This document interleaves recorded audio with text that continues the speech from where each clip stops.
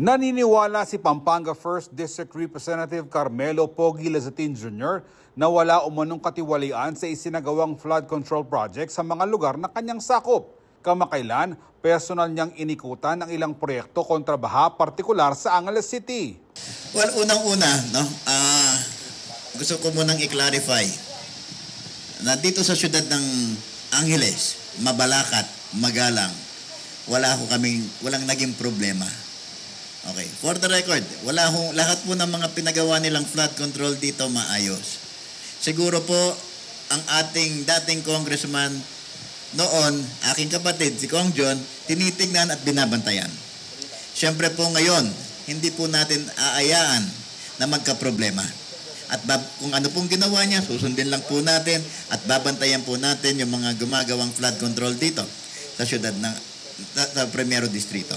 Bilang miyembro ng House Committee on Public Works and Highways, iginiit ng kongresista na magiging aktibo siya sa kampanya ni Pangulong Ferdinand Marcos Jr. na siyasatin ang mga problemadong flood control project sa buong bansa. Tayo po'y tutulong at makikisali po tayo sa investigasyon nila.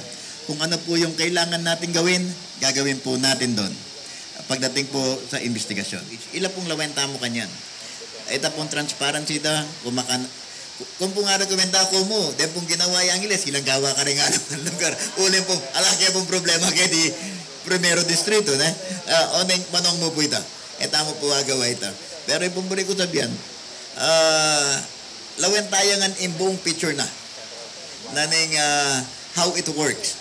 Uling aliwaya kasi in sistema naning national government, aliwaya sistema in LGU. Samantala, natapos na mga flood control project sa Abacan River noong panahon ni dating kongresista at kasalukuyang Angeles City Mayor John Lazatin II. Kaugnay nito, ibinahayag ni Kong Pogi na may panibagong proyekto siyang nakikita para sa rehabilitasyon ng ilog.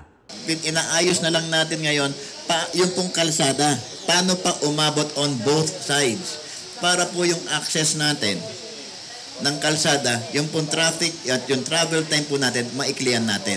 Ipapanukala raw ng mababatas ang pagpapalawak ng access road mula Abacan hanggang Barangay Sapang Batutkuayan para sa mas maginhawang paglalakbay ng mga residente ng Angeles City at Karatig Bayan. Ako si Jody Dizon Mercado para sa CLTV 36 News.